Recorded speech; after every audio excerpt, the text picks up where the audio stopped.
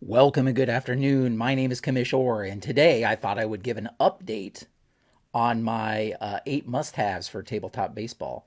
I did a video back in January of 2023, so it's been a little over a year, and I had just started doing Payoff Pitch at that time, I believe, or I was midway through my Payoff Pitch season that I was playing, and I did a video at that time called 8 Must-Haves in Tabletop Baseball, or some title similar to that. And now I've played Payoff Pitch. I had a project with History Maker Baseball, which is way different than any other baseball game. And recently I started a project with Season Ticket Baseball. To give you a little bit more background, I also, growing up, I played Stratomatic for many years. I've played Out of the Park Online. Oh, I played every baseball game, every computer baseball game, pretty much every computer baseball game through the 90s and 2000, well, probably even the late 80s, mid to late 80s, all the way through, I don't know, 2000, 2001, 2002, something like that. And I played out of the park. I ran a league with a friend of mine, Kamish Dugan. We ran a league, an out of the park baseball league for 10 real years that we kind of created called the Baseball Maelstrom, which is where this channel got its name. In any event, since I have now played, Stratomatic, I have that history with Stratomatic. I was playing Payoff Pitch. I tried History Maker Baseball and now Season Ticket Baseball.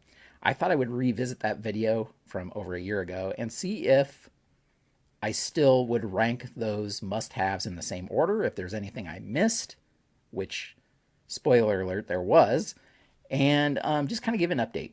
So this will probably be a little bit shorter video because I'm not going to go into real depth on each of these topics, but I'll touch on some highlights, I guess. And if you want to see that video that I made, I will link it at the end of this video, or I'll put it down in the description and so forth, so that you'll be able to see that.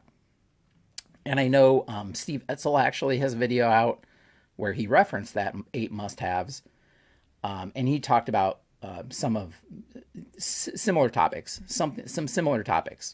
So I would, encourage you to go check out his video as well. And of course, my 8 must-haves video was based on Tony Porter's top seven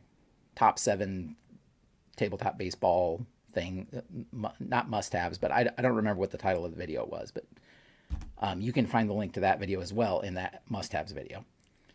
In any event, here's my ranking. Here was my ranking in that video, my 8 must-haves video. Again, if you want detail, go check that one out. But here's how I ranked the top 8 as I ranked them. Number 1 was statistical accuracy.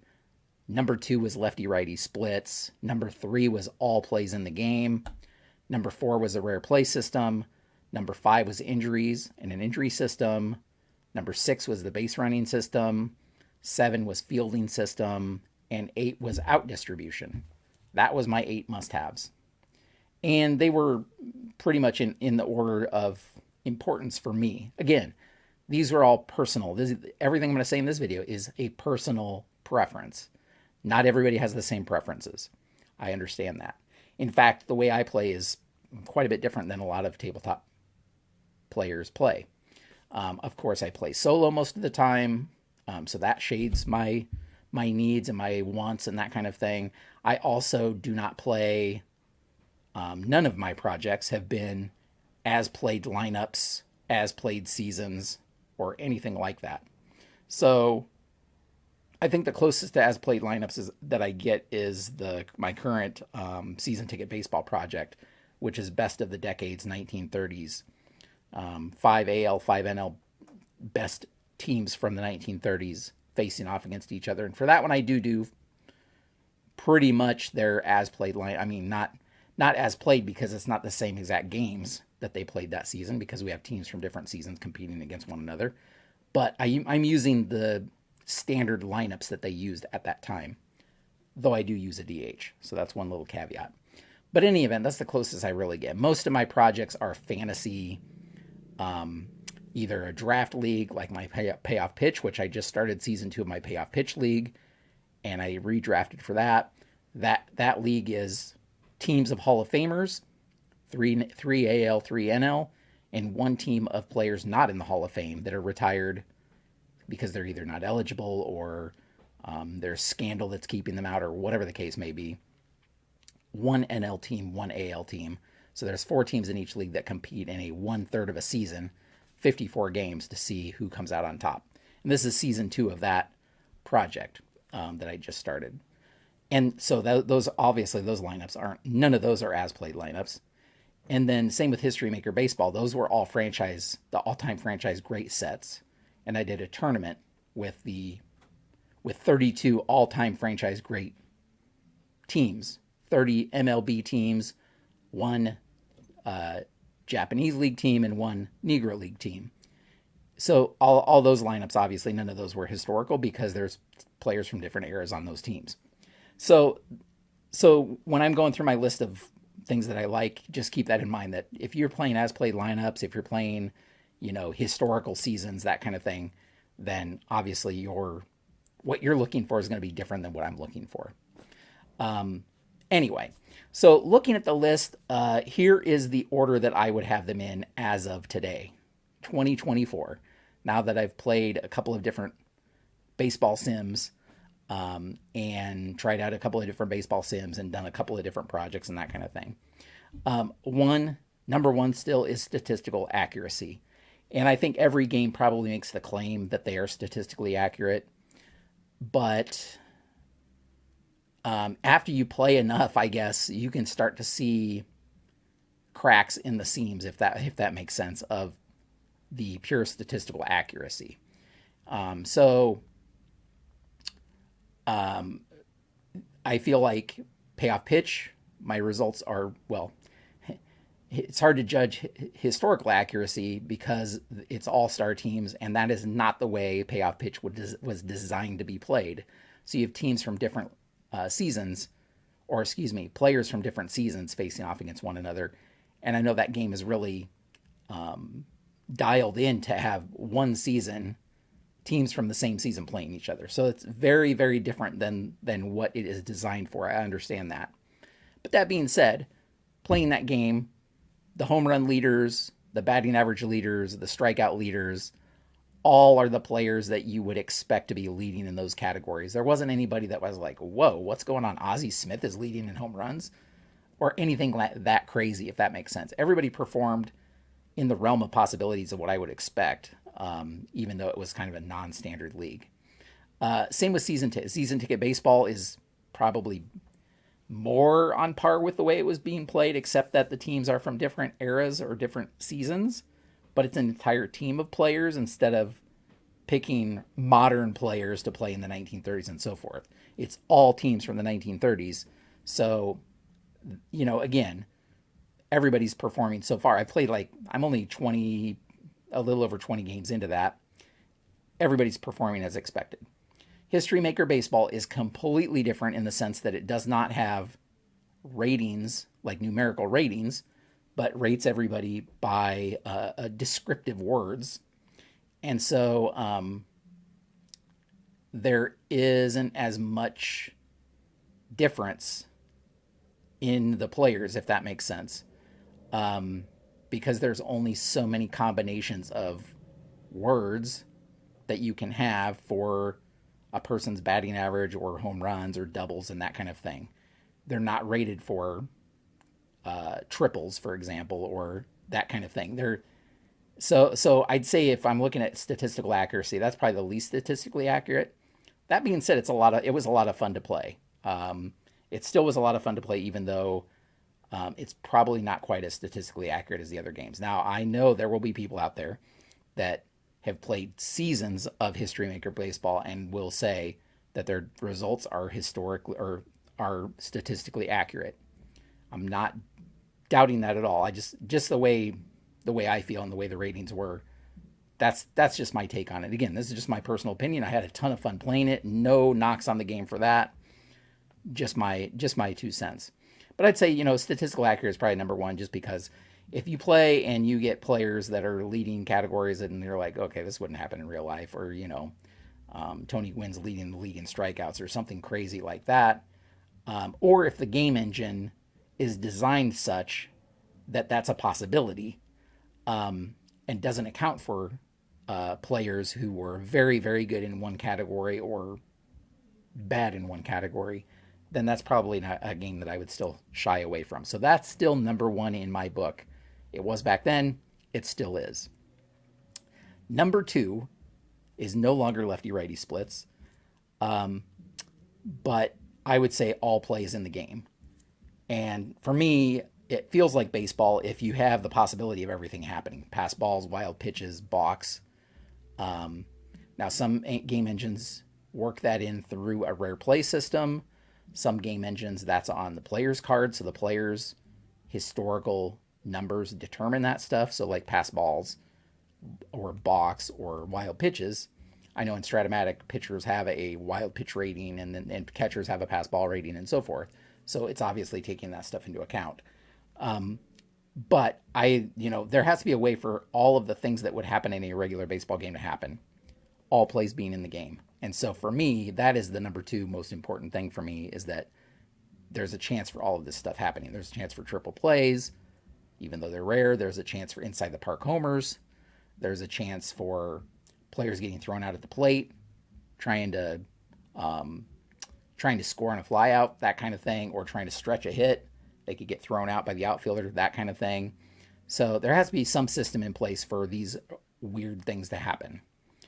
And so I like that stuff. So that's what I mean by all plays in the game. Now that means the lefty-righty splits fell down a little bit to number 3 for me. And I think that's because, I've kind of, my outlook on it has evolved a little bit. And I used to really, like, a game had to have lefty-righty splits to be historically accurate, to be statistically accurate to me. A game had to have lefty-righty splits, or it just wasn't statistically accurate. And I still like lefty-righty splits. I don't like games that it's not on the player's card at all. So History Maker Baseball, again, because I've played that recently, I'll mention that one. It did factor in batters of the same handedness as the pitcher. There were some results that were changed if the batter and the pitcher had the same handedness. So if a righty pitcher was facing off against a righty batter, or a lefty-lefty, there were results that were became strikeouts, or whatever the case may be. So it did factor it in that way, but that to me is more generic and not based on the player's ability, because some players, for whatever reason, in that particular season that they're carded for, hit better against lefties as a left-handed hitter than they do against righties, or whatever the case may be. Now I know, again, the reason I've dropped this down a little bit is because I know that there's a lot of question about how statistically accurate it is for lefty-righty splits to exist. So for example, it's such a small sample size. A lefty pitcher is facing a lefty hitter, or a lefty hitter facing a lefty pitcher, for example. The number of at-bats is so small that does their batting average that particular season reflect their actual ability against left-handed pitching, or is it just luck or randomness that's accounting for the differences?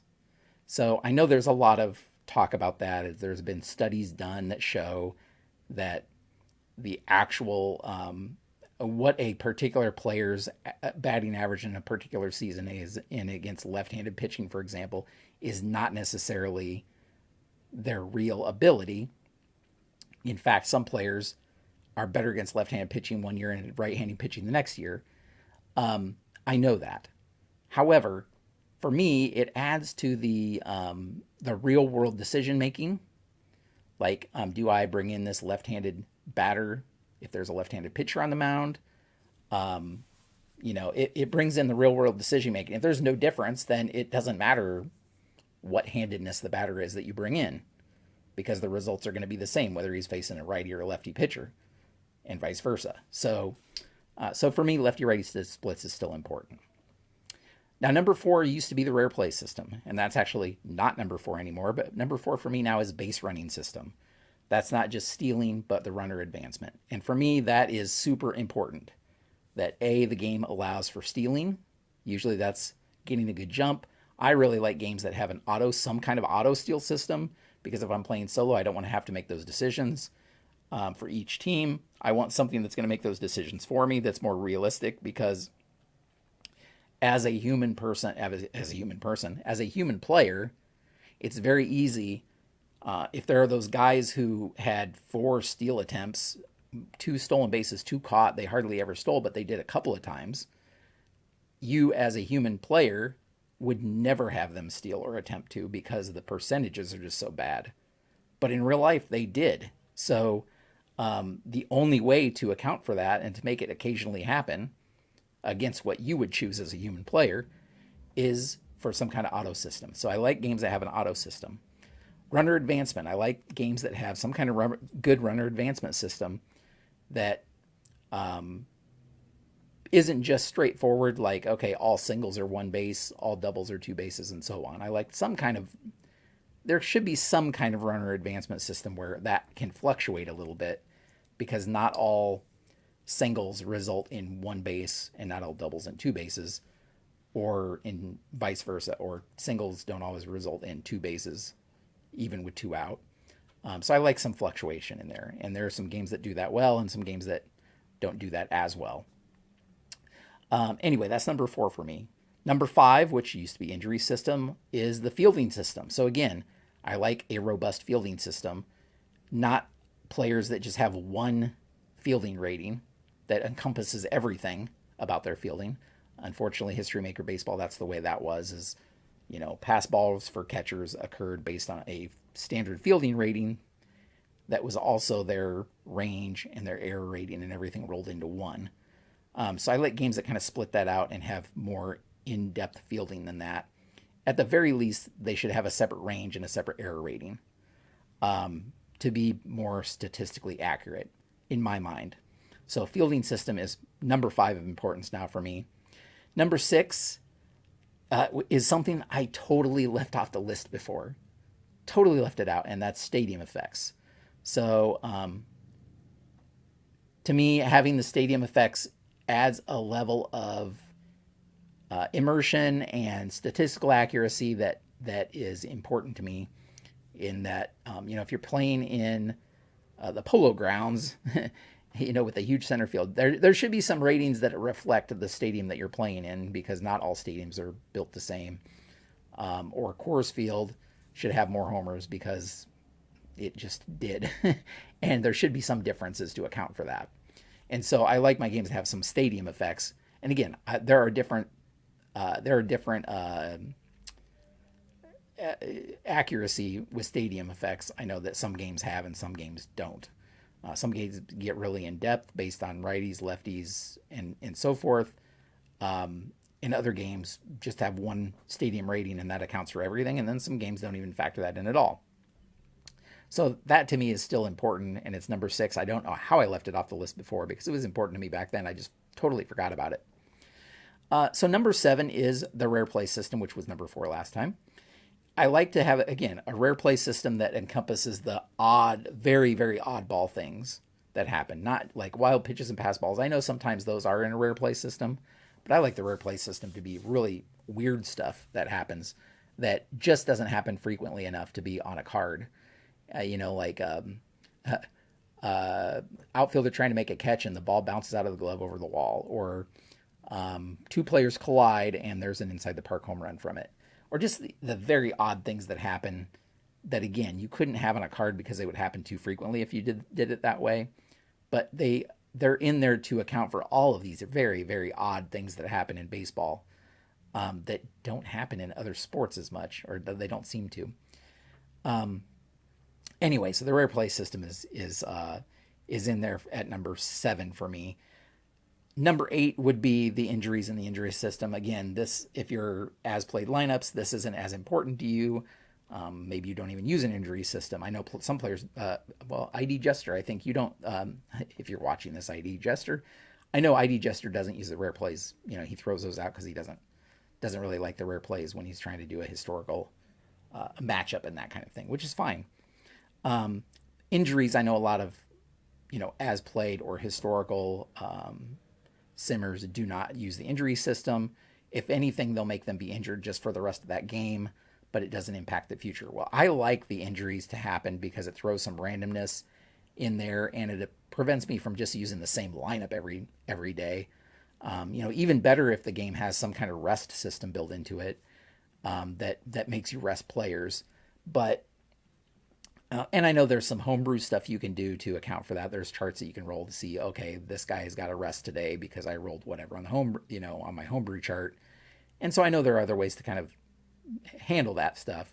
But I do like an injury system to be an option in there.